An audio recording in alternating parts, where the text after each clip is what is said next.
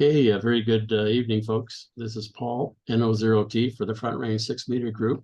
Tonight, we've got the pleasure of having Jay back, N1AV, who's going to be giving us a presentation on doing his FFMA. And he's got FFMA number 38 from DM43. He's in Santan Valley, Arizona. And he operates 6 meters through 10 gigahertz. And I've worked him a few times from K0 PRT, as well as for my own station here, N0T. So without any further ado, I'm going to let Jay take over, and you can make comments or any other information you got there, Jay. So please go ahead with your presentation. All right. Well, good evening, everyone. I'm going to share the screen here. Let me know when you can see it. Looks good. Looks good. Awesome. All right.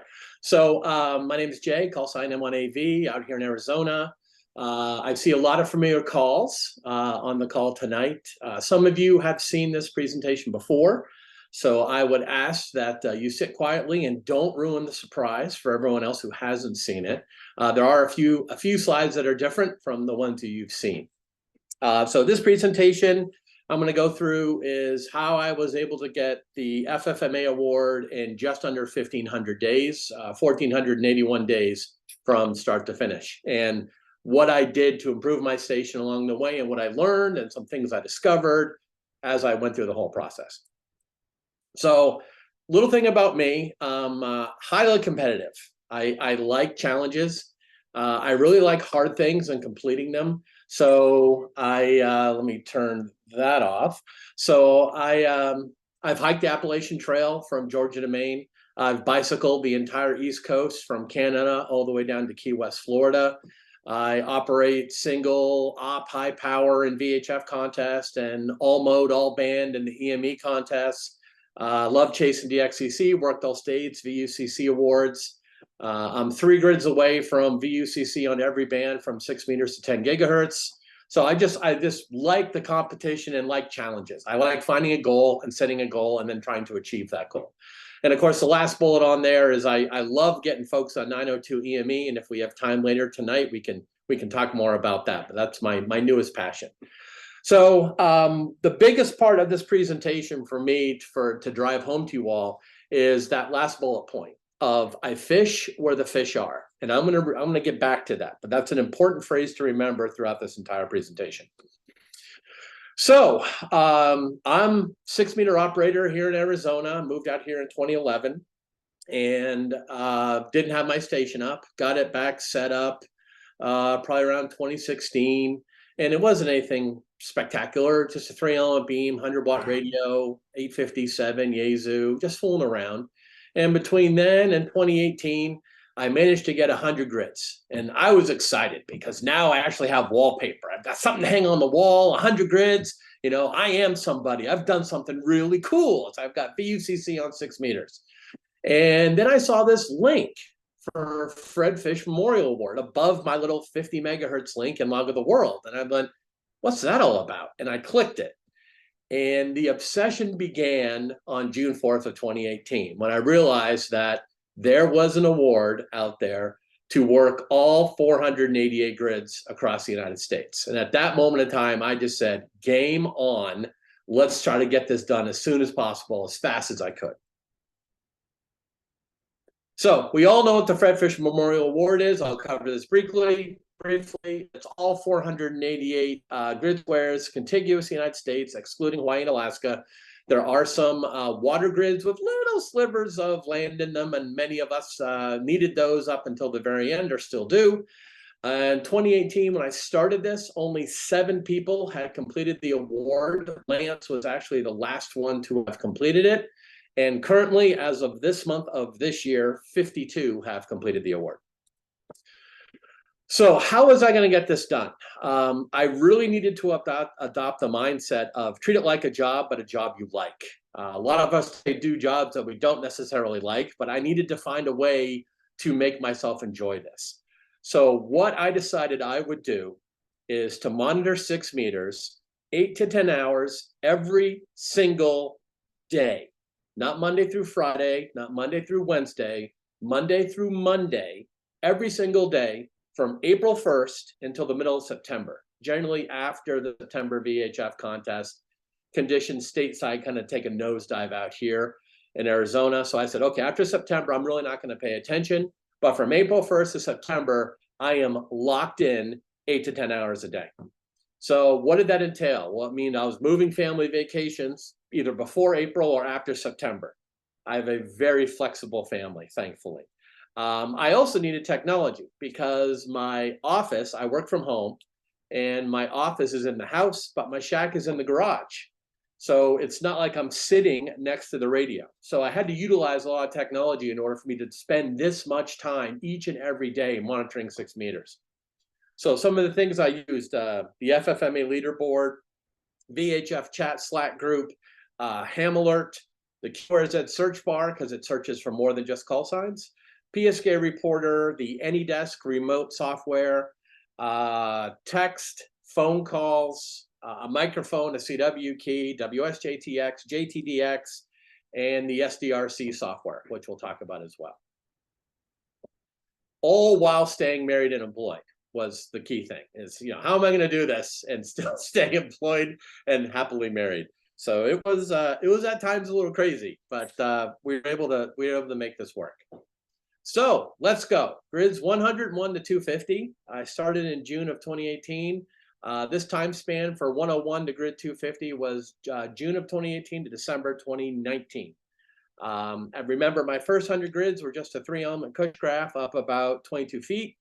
I found a used one here locally in Arizona for a 5-element cushgraph. So I went from 3 to 5, and I moved it up about another 5 feet. And you can see it in the picture. It's still on the bottom of my stack. So this is the flat roof of my garage. That's about 27 feet tall, right at that photo of the 6-meter antenna. And then above that was a 2-meter antenna, then a 432, a 222, 902, 1296, and 2304. So a very tall stack with this at the bottom of it at 27 feet. I did find that the 5-element cushgraph had a little bit better gain, somewhat sharper pattern than the 3-element. So we used that, and that got us through up to grids 250. At the same time, I upgraded my radio system. I went from a 857 Yaesu running 50 to 100 watts to an FDDX 1200, to which I ran at 100 watts. I say upgrade, and I say that loosely because there's some features about the 1200 I really don't like. But it was an upgrade, and that helped my system. And I just ran it with LMR 400. The shack is basically directly down from where this tire is, across the tower is, through the wall. So 35-foot run of LMR 400 up to the antenna. Nothing fancy at all. For those of you that don't know what Ham Alert is, I highly recommend you download that program. If you do know what it is, you already know how valuable it is. But for those that don't know, I'll talk about it for a quick minute. Ham Alert's free, and it allows you to set up notifications to send to your cell phone, your email. It can text you. It can do what else besides email? There's a web interface as well. And what I found the best use of it was to set up alerts for all the active 6-meter stations close to me. So Tom and 7GP and others who I know would be active, anytime they heard somebody and they were reporting on WSJT out to the internet, Ham Alert would grab that and then send me a text and basically say, hey, Tom's hearing these guys, which then told me, if I happened to be not actually watching the screen at that time, to quickly fire up AnyDesk to remote into my shack to see what was going on. So Ham Alert, great tool. Obviously, you can use it on all the bands, but a wonderful tool if you're not familiar with it. So then grids 250 to 360, which I call the COVID grids. And while COVID was a terrible thing, and there is no way around that statement, it was an awful thing, it did benefit some ham radio operators for the sole purpose that more people were on the air because they were home. So grids that normally wouldn't be able to work because somebody was off working were now possibly able to work because that person was working from home or not working at the moment. So the COVID grids were my 250 to 360. And that was from January of 2020 to June of 2020. So in 6 months, 110 grids. What I did here is I found the extended mod for the Cushcraft 5 element that was on Lance's site, which takes the standard 12-foot boom and extends it out to 18, and you play with the element spacing a little bit. And that was great. A little bit sharper pattern, a little bit more gain. I'm liking what I'm seeing. And then I actually moved the antenna even higher based upon a presentation by Joel. And he put out a presentation, it's on YouTube, called VHF Contesting, Optimize Your Station Experience. And that was a real eye-opener for me as to where this antenna really should live, as far as height and what should be around it, etc. So that's a great follow-up watch for you guys if you're bored, is to watch that presentation. So I went from 27 feet up to 38 feet on what still is a new to me crank up tower that I had picked up at a local hamfest. So we got the tower, dug the pit, 88, 60-pound bags of concrete later. We had the base poured, all done by hand, so I could get this antenna up in the air. And it was placed about 4 feet over the top of a Cushcraft tri-bander. And underneath that tri-bander, there's an 80-meter dipole. So I had some HF material up there and then the 6-meter on top of it. During the same time, I also upgraded my radio again. So sold the 1200 and went with a Yaesu 991, particularly for the built-in sound card feature is why I did that. And that was great. Less cables to play with. I didn't have to mess with the knobs on the signal link anymore. I could just use the software internally and make those connections. I was really happy about it. At the same time, I also picked up, discovered on Lance's site, these things called the Harris RF deck. And I was like, oh, I got to get one of those. So found one of those, bought one of those, sent Lance about 4,000 emails to the point of him saying, just get one. And a lot of the questions you have will be self-explanatory. And ran that at about 800 watts. My fear for driving that more was blowing something up and then not being able to work a grid that was now available. So I always tend to run a little conservative on the power ratings for my RF deck. So ran it at 800. And I also installed the Vibraplex EDC rotor card. And Vibraplex sells a rotor card that you can drop in your ham 4, ham 3, your Yaesu radios, and allows a little software package to show up on the screen. Because what I was discovering is while I was remoted into my garage, which is, not far, it's probably 50 yards in my backyard. If I wanted to change the antenna location, I had to run out there and spin the antenna and then run back into the house to get back to work.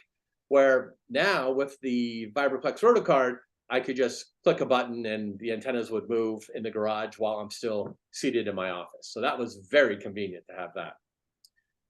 Feed line up that tower was still LMR 400. It's about 110 feet of LMR 400 from the shack up to the top of the tower. So here's an example of my grid map in April of 2020. So green is worked and confirmed, red is worked and unconfirmed, and yellow, the dreaded yellow, is not worked yet. So looking around the country, all the common ones that everyone needs, all in the border areas were all yellow, and a few up in the North Dakota, South Dakota, Nebraska, Montana area, all yellow. And of course the EL grids off of Florida, still yellow, and the DMO2, still yellow as well. So I still had a long way to go, but I was making headway by April of 2020. So at the same time that I was upgrading my antennas and moving it up to the tower and starting to read more about how to optimize my station, I started seeing this real big trend. And it was especially in sporadic E season, where I caught a 6-meter opening to Japan and worked the guy, logged him, and then I just happened to look in the log, and I had worked him every year for the past 3 years within 3 days of each other. So that made me think and go, okay, what's going on here? If that's That's really not sporadic. If I can repeat it every year for 3 years in a row, I may be able to plan on where I should look for the rest of the country to work some of these grids I haven't worked yet. So I went into a very deep dive of my log and scouring what grids I had worked. And then I compared that to my WSJT herd list, the all file, the all text file where every station you hear gets saved in there. So I compared that to my log and then mapped both of those as to what parts of the country I was hearing at what time of the year. So this really helped me focus and as to what area I need to pay attention to during what time of the year. And I came up with something like this. So there's home, Arizona DM43, Charlie November 87, in that area. I just picked that particular grid, but that's a general region. Typically from the start of May until the end of July, I could hear that part of the country. Well, DN84, I started hearing those folks around April, and I would hear them from the middle of April to the middle of July. And then, of course, Texas, I hear them all the time. That's single hop for me. So I hear them in January, I hear them in February, I hear them in March, I hear them in May. I mean, Texas is all the time. And I just constantly for Texas. Well, more towards the middle of the country, EN00, again, really started hearing in the middle of May until the middle of June. So that's only about a month where I could pick up grids in that area. And then we got some East Coast stuff like FN20, only hearing that for a certain time of the year, generally a little bit early. That's around April to July. And next down, here we go. And then FN54 up around Maine, where I used to live in that grid. That was typically a June, July grid in that area, in the Maine area of where I'd hear them. And then EL87, that was typically a May, June grid area. So this really opened up my eyes a lot to where I need to be looking at what time of the year in order to maximize my ability to work grids in that area. And I'd never done this. For me, 6 meters was the sporadic E-band. It's like, oh, it's sporadic. It's going to be all over the place. And yeah, I knew that there were trends of, okay, it's single hop and it's open here and it's open there. Oh, it's double hop. It's open in New England. But I never took the time to really research it. So after I had done that, this really helped me kind of focus on, all right, who's the rovers in those areas during that time that I need to get a hold of? Because it doesn't make sense for me to chase a rover in Florida in July, because that's already passed. I mean, my window isn't there anymore, but my window to New England is. So maybe that's where I need to focus my attention. So FFMA leaderboard, I was at 360 grids, 340 confirmed. I emailed Bill, who used to run the board, as we all know, before Francis. Bill basically told me, you need to work some more grids and we'll get you on the board. But okay, we all know the importance of the leaderboard. My one sentence I'm going to say about this is, if you haven't uploaded your data for this year, do it. That's really important and very helpful to chasers, rovers, portable guys to know where they need to go. So please upload your data as far as what grids you worked and which you still need. So the next evolution. So now it's July of 2020, and this goes until November of 2021. So a little bit over a year and a half. And I went from 360 grids to 420. So July of 2020, the extended 5-element Cushcraft came down off the tower, and I put up an N1AV 7-element op des went up. So from Justin over at N1AV Antennas that we were talking about before. But this wasn't the LFA. This was the op des antenna version. The op des is about half a dB less in gain, but it's also half the weight. And that was my concern on this crank up tower with the monsoon storms we get in Arizona, was having a whole bunch of weight hanging up on top of this tower. So I found that the op des was 19 pounds, the LFA was 42. I figured I could sacrifice half a dB a gain for half the weight of this thing, and I could manhandle it myself. So that's what I went with. And at the same time, I replaced the LMR 400 feed line with 1/2-inch hard line. That went out to the tower, and then LMR 600 up to the tower. So nothing really exotic is going on at this point, just new antenna upgrade and better feed line. I will say, going from the Cushcraft, and you're all going to go, well, yeah, Jay, I'm sure. Going from the Cushcraft to the LFA, my noise floor went and just dropped considerably. It is a much quieter antenna. Now, here in Arizona, I should state, I am not out in the country. It's not a city. I would say it's a growing suburb. My biggest noise source is a elementary school and high school, which is 1,000 feet to the east. And my neighbor to my due north runs solar. 10 miles to the northeast is a 7,000 foot mountain range. So this is by no means an optimal 6-meter location, but it's all a matter of how hard you're willing to make it work and what can you do to make it work. So this is my upgrade in July of 2020. So August of 2020. So we've gone to the July, we've upgraded the antenna, we've upgraded the feed line, we've ran it for 3 months. We've run it for a month, July to August, and I finally got to 395 grids. So I'm officially on the leaderboard. Yes, I'm excited about that. And I start seeing a lot of discussion on the FFMA email list about interactions with antennas that are close to your 6-meter beam.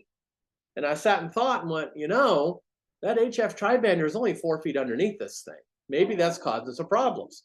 So cranked the tower back down, folded it back over, took off the HF antenna, took off the 80-meter beam, cranked the tower back up, and all I had was 6 meters on at this point. And I tell you what, it made a difference getting rid of the antennas underneath the 6-meter beam. I could hear better not having them there. At the same time, I took the plunge and did the big radio upgrade. So we went from the 857, sold that, bought a 1200, sold that, bought a 991, sold that, and I bought a Flex 6600.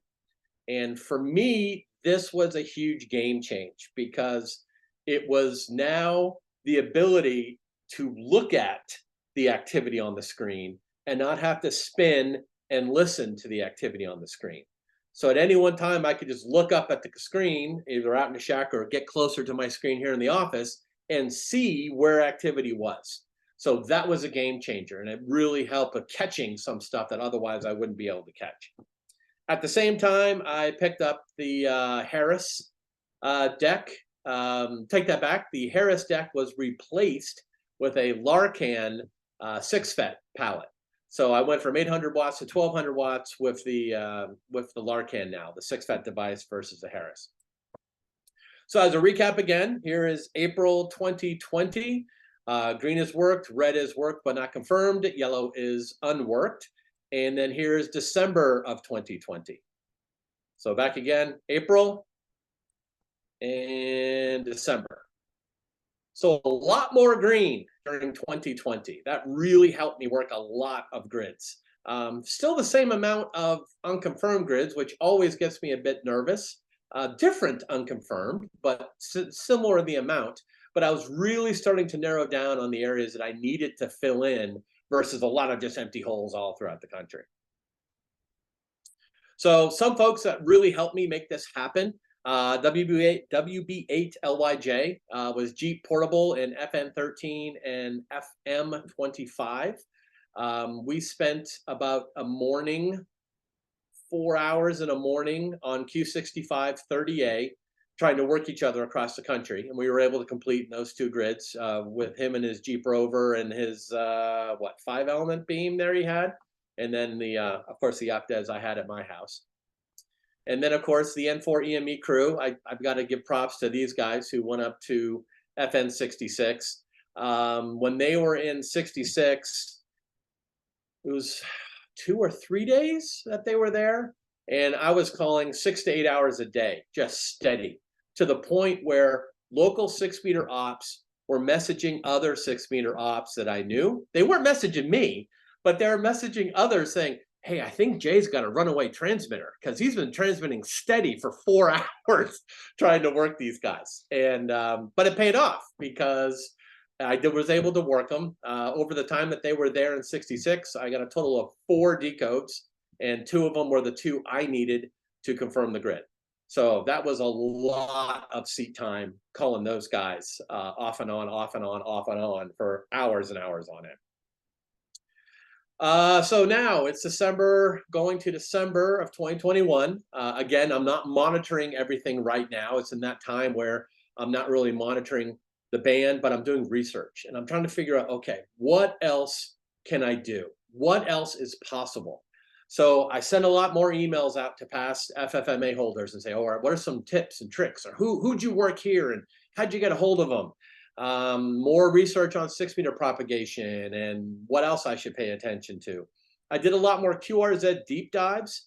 And when I mentioned before, the search bar does more than search for call signs. You can actually search by grid square and you can search by address. So I would find a grid square I need and just do a search for every single ham in that grid square. Now, some were nice and it would give me 300 results. Others would give me 4,000 results. And I would take the time and click through each of those calls. And if they had less than 5,000 hits on their call, I wouldn't do anything. But if I see calls with 10,000, 12,000, 20,000 hits of people searching for them, I knew that they were active. And even if they weren't active on 6 meters, by me emailing them, they might know somebody who's active on 6 meters in the same grid that I just hadn't got to yet. So I would do a lot of research that way and send out hundreds of emails to folks in these grids saying, hey, I'm a 6-meter operator. If you've got a 40-meter dipole and some power on 6, we could try to make this work. Or do you know anybody who happens to be on 6 meters? And just send them off, send them off, send them off, send them off, trying to get more people that I could possibly work in these grids. At the same time, I also what I call cultivate and donate with rovers. And really tried to get to know a lot of the rovers and help them out. You know, what did they need to make their rove more successful? Was it a gear thing? What do you guys need? You need feed line donated? You need power, or what's going on? You need a preamp? What do you need?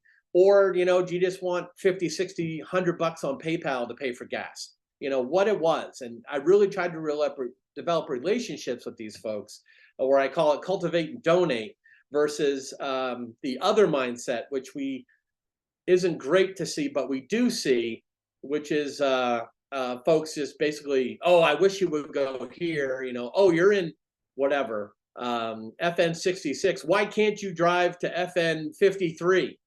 You know, why can't you do that for me? Well, you know, that's 400 miles away and not necessarily on the rover schedule. So I really tried to work with their plans and not fight against them or cause arguments with the plans that they had set, and ask them, oh, if you're not going here, do you know someone who might be? And work that type of relationship. And I think the more of us that can do that, the easier it is to work some of these grids, because let's be honest, roving is not a money-making opportunity. I know several rovers were on the Zoom call, and it costs money. I mean, I don't know the last time you bought a coffee or a cheeseburger. They're not cheap anymore. It costs money to do these things. So if you can afford 20, 40, $60 to throw at these guys to help them pay for gas or lunch, you know, I highly encourage it, because it helps them stay out there longer and have a good time while they do it. So it's now November 2021. I'm at 421 grids out of 488, and it's so close. I can taste it. I can see it. I can see the end. But what else can I do to improve my station at this point? Well, this is where the rise of what I call the rise of the SDR receiver came in, because around 2020 through 2022, the SDR receiver craze was taking off.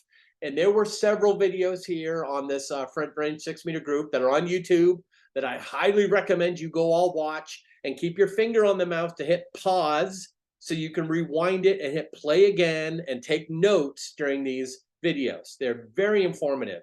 So what folks were doing were adding an SDR as a backup receiver, a secondary receiver to the radio, and discovering that they're hearing more stuff. That, you know, this little $160 box, I'm able to hear more than I can with my analog radio. Well, I'm thinking, well, I only need 60 grids. I'm going to take advantage of every piece of technology I can. So I immediately ran out and bought an RSP1, the SDR Uno software, and an FMJ SDR switch. And of course, realized soon after that this was not the combination that I needed to have. So sold all that equipment and I've watched some more of the videos to realize that the AirSpy and this new thing on the market called a Flex box, which is now called an SDR box, by Paul and N1AV, was kind of the winning ticket to be able to safely have a secondary receiver with my primary transceiver and not run the risk of blowing anything up. And it was just absolutely amazing to see decodes from this little tiny black box that I had plugged into my system. Meanwhile, it's now Christmas, and this is the noise I see on 6 meters. So that is the entire 6 meter band from 50.080 to 50.320. And those peaks and valleys, if you look on the waterfall, see how they're shifting? Those are all my neighborhood Christmas lights that blink. And every time they blink, the frequency shifts. The frequency shifts. So I could literally see when people started taking down their Christmas lights by the amount of noise decreasing in my neighborhood, to the point where they're finally all off again, and I would have a reasonable frequency response to see and workstations with. But Christmas, September, you know, that October, November, December, January season here, that's the nonsense I deal with. It's awful. Just lots and lots and lots of noise. So here's the example of the SDR box that Paul has on his website. And I need to say, I by no means am endorsed by, work for, or paid by Paul. I'm just a really happy user of his stuff. So here's an example. There's your radio. There's the switch box. There's the LNA. There's a hybrid or a combiner. And there's your SDR, which happens to be a FunCube Dongle Pro. Really simple, really elegant system. Well, this is what mine looks like. Not so elegant, a little bit messy. Again, thrown together, just make it happen. So my implementation is, there's my splitter that Paul had in the previous picture.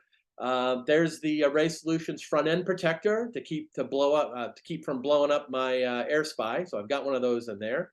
There's my antenna and amplifier's bandpass filter, because during contests I operate many bands at the same time. So I got a bandpass filter in there as well. Here are way too many BNC to N adapters, which was awful. Just a lot of extra resistance in the system that I didn't need. And then, of course, I have ferrites and everything. The feed line coming into the radio, the feed line for the power, the coax cable going into the switch box, more ferrites there. There's more ferrites at the box itself, just ferrites everywhere. So this is all crammed on the shelf. And if you notice what it's sitting on, that's my Ethernet router that all this stuff is sitting on. The #1 generator of noise in your shack is going to be your Ethernet router.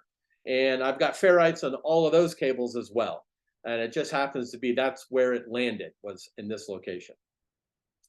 So December of 2021, I implemented the, implemented the N2AV switch box. And I started running multiple instances of WSJT. So I had like 4 instances running, and the Flex was running 2 instances, and then the AirSpy was running 2. And this is great because I can see all this stuff. And all of a sudden I start looking, and oh, there's a great signal, and it doesn't decode. Okay, I just missed it. Another signal doesn't decode. Okay, what's going on? So I quickly do a look at my computer and realize that I'm running it at 90% of processing ability on the computer. Well, that's not good. I mean, I've got too much stuff running now, so it can't handle it all, and therefore I'm missing decodes. And the whole point of this was to make more decodes, not miss more decodes. So I was frantic, and I knew that Larry was big into building computers, so I reached out to Larry, K0TPP, and said, hey, this is my deal. And he laughed at me on the phone and said, Jay, you got to upgrade your machine. You're killing yourself with what you're trying to do. So the next weekend, boom, the i5 2700 was ripped out of the shack, and I replaced it with a i9 12K, basically a gaming class machine with all the fancy fans I could spin at different LED colors, which I turned immediately all off. But really high-end gaming machine is what I put in the shack. Got it on eBay. It's about $1,000 for the machine. And this thing is smoking fast.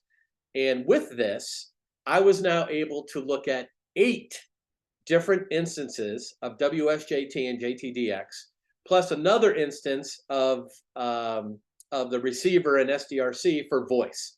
So I would have one from the AirSpy and 5125, then 5260 and 265. I had both those two frequencies covered. 313, 303, which was really popular. Both of those covered for both the Flex and the AirSpy. So one receiver from each radio on both of those frequencies. And then on 50.270 to cover 265, I also had a receiver on the Flex and then a receiver on the AirSpy to cover that. So with 8 different independent receivers running, 9 receivers running, and 8 instances of WSJT and or JTDX, I was only peaking at 38% on the computer. So thumbs up. And now I can see everything. If someone put a signal on the band or a rover jumped from a mode to a different mode, which happens, and they didn't upgrade the VHF Slack channel of what they had done yet, I would still see it. So I could follow people very easily by having all these different receivers running. So often you have multiple receivers tied to multiple instances of WSJT. You'd find one product would work better than the other. And in the past, a lot of folks said, oh, the AirSpy works a lot better than my analog radio, and it's proven by the number of decodes it sees. I was also seeing that as well, even with using the Flex, and we're going to get back to that. So even having the Flex as my primary receiver and then the AirSpy as a secondary, I would see times in which the AirSpy would see more than the Flex. I will say that going to this extreme of adding SDRC and separate slices does add a huge complexity to how you operate your radio. This is no longer jump in the shack, turn on the radio, turn it to 313 with your one slice on your laptop and go. There is much more to it to make sure things are all turned on, things were set up right, so tracking would occur. It became very complicated, but at the same time, I love a challenge. So it was a lot of fun trying to manage this in a way that made sense to me, and I could operate very quickly with all this stuff going on. And I still haven't mastered it. I'm still working through some of the details. So yes, I know some of you are saying, wait a second, you ran a $160 AirSpy to back up a Flex 6000. And I say, yes. And I would say 9 out of 10 times that they both heard similarly. They would decode the same station. Now, I didn't care about the level of the decode. The Flex may decode it at -20, and the AirSpy may decode it at -24. I don't care. Those numbers didn't matter to me. I just need to see that something was there. However, I will say when the band was extremely busy, we're talking contest time, June, that the SDR would decode a station that the Flex would not. And it wasn't 10 stations. It may be 1 on a decode cycle. But that 1 may be the Roger, Roger, Roger you need, or the 73 that you're looking to see that the Flex didn't. So there was that advantage to it. And I am going to say that on voice and CW, the AirSpy R2 runs circles around the Flex receiver. Now, it could be due to the amount of noise I have, but they're sharing the same antenna. So I don't think that's the case. And for me, what I was able to discover using the SDRC software is I could tailor it down so much more granular than I could with the Flex. Now, the Flex is great. I am not poo-pooing the Flex at all. You jump from an analog radio to a Flex and your eyes just pop out of your head and like, oh my God, this is awesome. It is so different. They hear so much better, in my opinion. However, the AirSpy R2 with the SDRC software, when tailored correctly, hears even better than the Flex does on voice and CW. And that was a shock to me. I did not expect that to happen, but it's pretty dramatic how much better it is on voice and CW than the Flex is. So there's some 2 cents. I know some folks have asked for some more detail on this, and I'm working on collecting some more data to give you real numbers and versus just my opinion. But from my observation, this is what I've seen using these 2 products. So was all this technology upgrades worth it? That was the big question. And the answer is yes. So my FFMA I completed in July of 2022. And the last station I worked was Tyler, who is now N5UC. His old call was W7LT.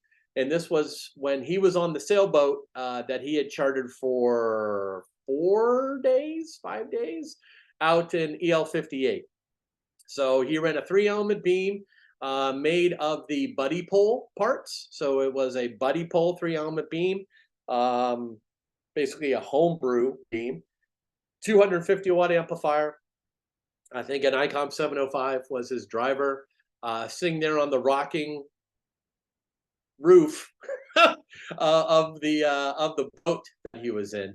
And over a couple hours of calling on the final day, where we were just getting bits and pieces of a QSO, to finally we had a great 20-minute opening. We were able to complete, and I probably could have gone to voice and chatted with him, but it had opened to Arizona, and everyone, their brother, was trying to work him. I was calling people on the phone saying, "Hey, EL58's on, get on the air right now." And folks who really aren't even into the chase, I was just calling them, telling them to get on because it was so rare. But I was just so excited to have finished. So I ended up with FFA number 38 from June 4th of 2018 to July 25th of 2022. So there's a picture of Tyler floating around the boat with his antenna on the mast that he had out there in EL58 for number 488. The captain and his son were also hanging out on the boat at the same time. Captain was controlling the drone for the photo. Some final tips that I would say for FFMA chasing. And the first one is to have a goal. I know there's a lot of guys, especially out here, was like, well, it'd be nice to get that. Well, it'd be nice to be a foot taller and 50 pounds less too, but you got to have a goal to make some of these things happen. So for me, it was have a goal, make it realistic, but make it hard. So it would force me to really work at this goal. Also research, spend time reading. There are new things coming out every single day. I mean, now we've got the WFT improved that folks are raving about. I haven't even downloaded this yet, but folks are going crazy over this new version, something new to research and play with. Make friends with the rovers, make friends with the previous FFMA holders and how they've done it. Be generous to the rovers and the portable stations. Don't be afraid to ask questions. You know, even a simple question, you know, what's this WSJT improved thing all about? Ask questions to get the answers. And most importantly, listen to the answers and don't spend time on things that don't work. Just because it may have worked 20 years ago doesn't mean it works now. 20 years ago, digital wasn't a thing. Digital is now a thing. So you got to be up to speed on how this works and how rovers operate and what frequencies they like to work on. Be willing to change and upgrade. Antennas, equipment, hardline, new technology, and fish where the fish are. So if the rovers tell you, I'm going to be on Q65 on 303, you got to go to Q65 on 303 if you want a chance to work them. You can't sit there and say, oh, I really want to work you on FTA. That's nice.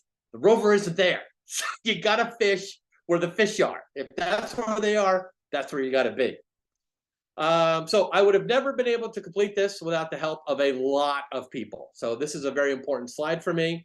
AC0RA, KG5CCI, N5UC, N0LL, K0SIX, N4EME and the whole crew, K5QE and his whole crew, N7GP, WB8, LY, AG6EE, AA5PR, NA6L, N8OC, KB7BWH, KB7Q, K5BW for management of all things FFMA, and of course Larry, K0TPP for getting me squared away with the machine that could run all this stuff that I was trying to run all at once. There's also countless others here that I didn't thank by directly that I just want to say thank you to, who may have answered an email or answered a question I had on the FFA email list, or said, hey, I'm not in that grid, but I know this person is, and just sent me a quick message. It was great, and I really appreciate it. And if you want a fun and exciting challenge, I say take on the chase for the FFMA award. That's my presentation.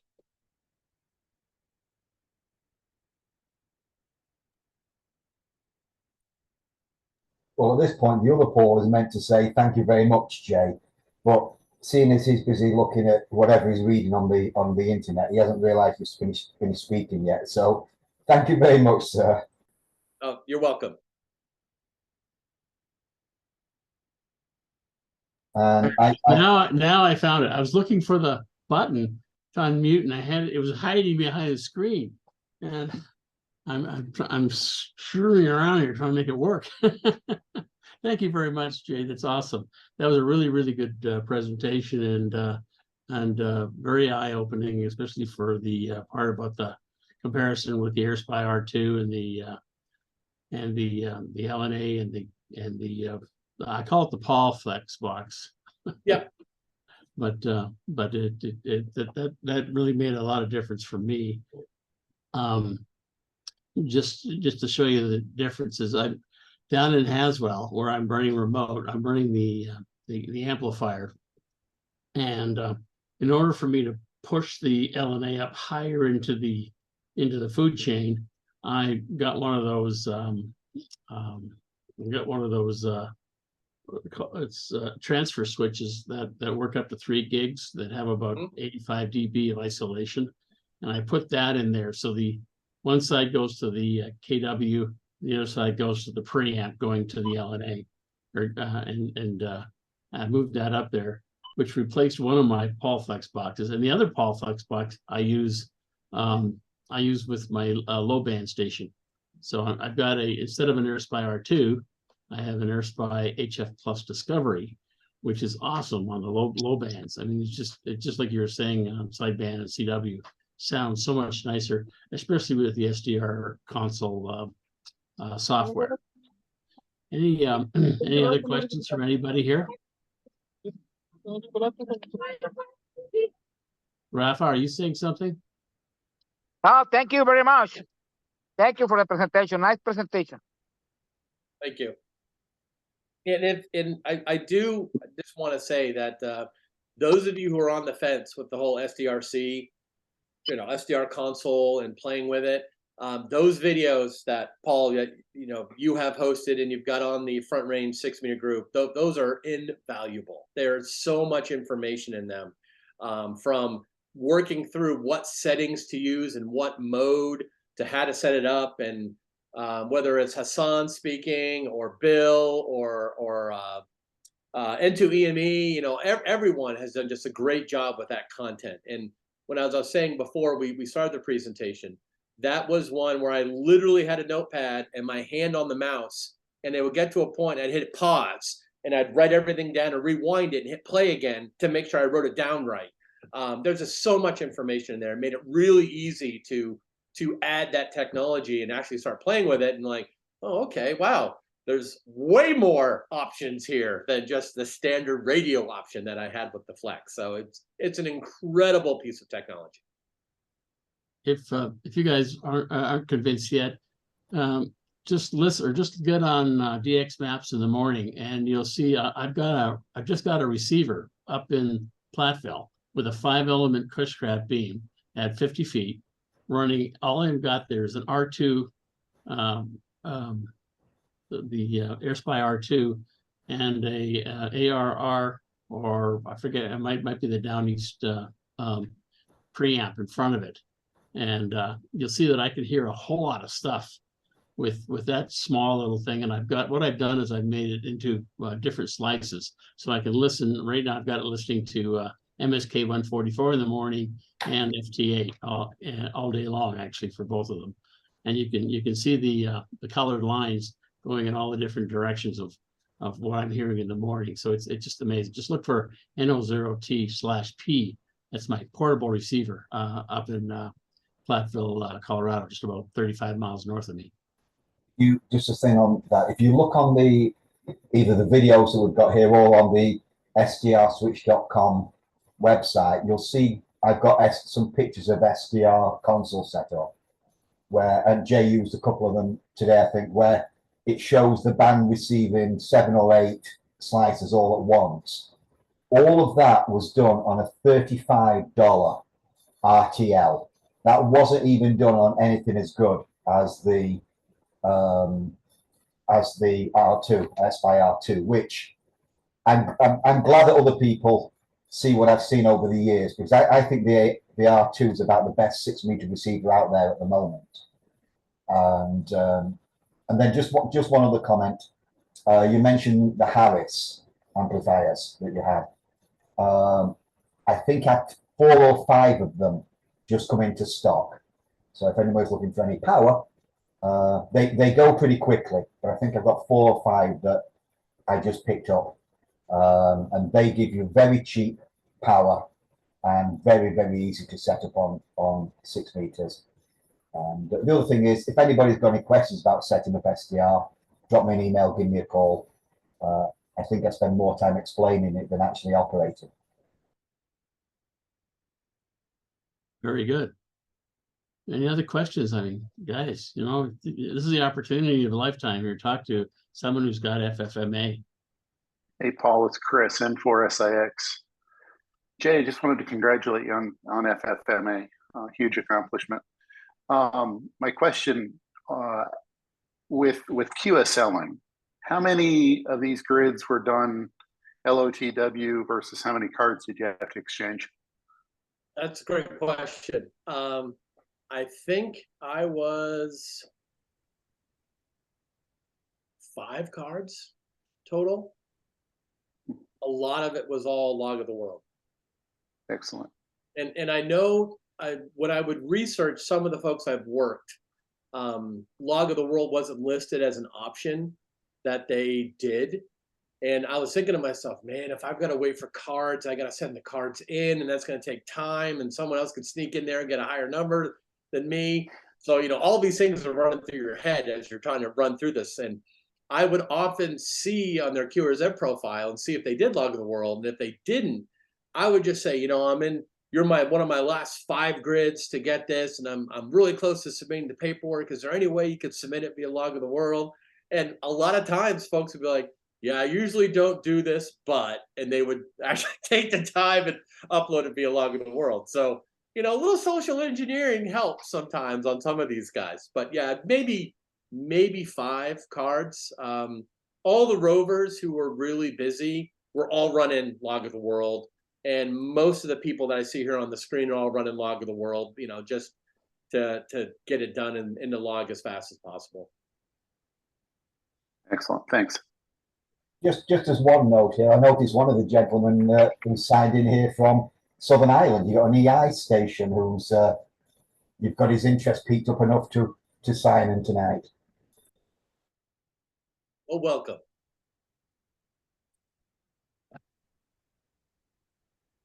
Thank you very much for. But unfortunately, my clock here says that it's now 7 o'clock, so I'm an hour late. My apologies. Sorry, I'm late. Paul will have it on YouTube probably tomorrow. Yeah, I'll watch it again. But I was here. It's the middle of the night, I know, but I'm doing astronomy as well, so I was taking pictures, and I could have logged in an hour ago, no problem. And I thought I was getting in ahead of the posse. You know that you tend to screw things up. I don't know, but I'm staring at the clock here on the other screen. It says 18:55 Mountain Standard Time, so I don't understand what I've done wrong. yeah, we Americans have something dumb called daylight saving time, and so in the spring we move the clocks ahead. In the fall we move them back. We don't move them back until the end of this month. So after the end of this month, you'll be right on time. I'll come back again next month. Yeah. There you go. Yeah, don't change anything. No, I changed something. No, our daylight saving time changed last month, I think. Yeah. Yeah. The autumn occurs earlier over here in Ireland. Yeah, well, don't go to Arizona because they never change their time. Anyway, thanks, guys. Any more questions before I shut her down? Paul, one thing I saw with the minimum number of grids that I picked up this summer was the weather problems, the heat, where rovers did not go out. it was a very difficult time.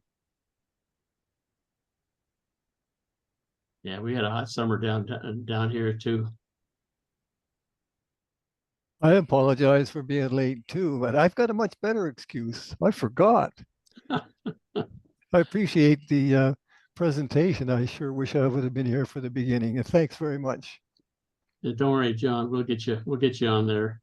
And that big beam of yours up there on Vancouver Island sure gets down to DM88 really good every day. Yeah, it's been pretty tough to get the 488 though. One more thing about rovers too is 99% of rovers aren't born a good rover. So I am a big proponent of encouraging and supplying equipment to folks to go start roving. So if you got an older or a backup radio that's been sitting on your shelf for 5 years and it hasn't done anything, and you've got a 3, 4, 5 element antenna that's sitting in your garage as a future project that hasn't done anything, loan that out to a new rover, a new ham, especially one who's 20 or 30, not 50 plus. Get them excited about working folks on 6 meters. Maybe they'll buy their own gear, or they'll come back a second time and say, hey, can I borrow that equipment again? And what's another grid that people really need? And that's a way we can really start to self-sustain this for the future, is take the time to encourage and use some of the gear that we've collected over the years, because I'm not the only one with a garage full of stuff, and get that in the hands of new or newly to VHF or hams to have them have a good time with it and get on the air. Just a further note on your rovering, Jay. You know, I mean, K10R is a secret for N4EME. I mean, he doesn't let me operate. He knows that he's a good operator, I'm not. So go do something on a computer and leave the radios to me. But just going back to people doing roving, keep in mind that most Americans only get 2 weeks a year vacation. So explaining to your wife that you are going to use your 2 weeks a year to go to FN57 and FN66, you know, keep that in mind that they also need some PR work at the other end. So the $50 that you send them might not be going on gas that week. It might be buying the wife lunch and dinner when they get back, because she's just realized that she's not getting to go on vacation this year because it's all been spent roving. Hey, Jay, I have a question. This is Barry, K7BWH, and that is, well, 2 questions. What's next? And specifically, is anybody chasing 2-meter FFMA award? Well, it wouldn't be called FFMA. It'd be called whoever gets it first, right? It'd be the insert initial, and then MA once they die. But no one's done it. I know that there's some folks with, I want to say 300s that they've worked on too. That's a lot of effort. I mean, for me especially, that'd be a lot of EME QSOs. I mean, it would probably be about 300 EME QSOs that I'd have to make on different grids. For me, the next hardest challenge I could find was 902 EME. And that is because no one had done it. No one has worked all states on 902 ever. I mean, there's a big goose egg, not one person. So I was like, oh, that's exciting. And then you could be part of something there. And at the same time, 902 is a region 2 band. So it's just North America and parts of South America. So there's not a huge audience. So convincing 1296 folks to slide down to 902, or some of the older folks who were doing 902 back in the late 80s, early 90s, to get back on 902 and chasing off the moon there. And 902 is very strange because it's got a lot of noise that we don't have on the other bands. Lots of weather stations, wireless devices, baby monitors, old phones, all emit blips and bloops and stuff on 902. So it's fun, but it's challenging. But we've got a rover going out there now, K6U. He's on his way, and many of us are 30 states or more on 902 just this year. So it's been a lot of fun and a lot of challenge to work on that band. That's my latest. Well, as you say, I'm a rover and I go where the fish are. And And that means people are only chasing 6 meters. And if more people than just the few local grids around me really needed 2 meters, I could start carrying it. I have a kilowatt amp. I could do that, but nobody's chasing it as far as I can tell. Yeah, I mean, it's that whole, what's the range of 2? Yeah, we get tropo every once in a while from Arizona up to your neck of the woods, but it's one day for two or 3 hours. And then there's, of course, meteor scatter, but anything past about 1,200 miles on 2 is pretty long haul. So to reach back across the country, it's really moon bounce is the only way you can make it happen. So I don't think anyone has really put, well, I haven't heard anyone verbalize that they've put a serious interest into the 488 on 2 meters to the point where they've announced it in a plan and trying to gather activity to make it happen. I know there's a lot of folks who have a lot of grids, but I don't think anyone has gotten to that point where they're like, let's lead the charge and make this happen. I also feel bad for British Columbia. There's no good ward for chasing grids in BC. Sorry, John. Oh, shucks, that made me feel better. There's the Lewis and Clark Award. That's the Pacific Northwest VHF Society thing. I'll be looking at that, but man, I know it's a tough time to get people to point north. Anyway, that's off topic. Thanks for the presentation, Jay. Thanks. Hey, listen, guys, if anybody's interested in, in trying to work at 1296 terrestrial to DM88, we're thinking of doing some terrestrial scats with the dish. And we're the technical guys at Deep Space believe that we can do at least 800 miles with the 1296 dish pointing at the horizon at different directions. So we have a 1 degree beam width. So we gotta know where you are.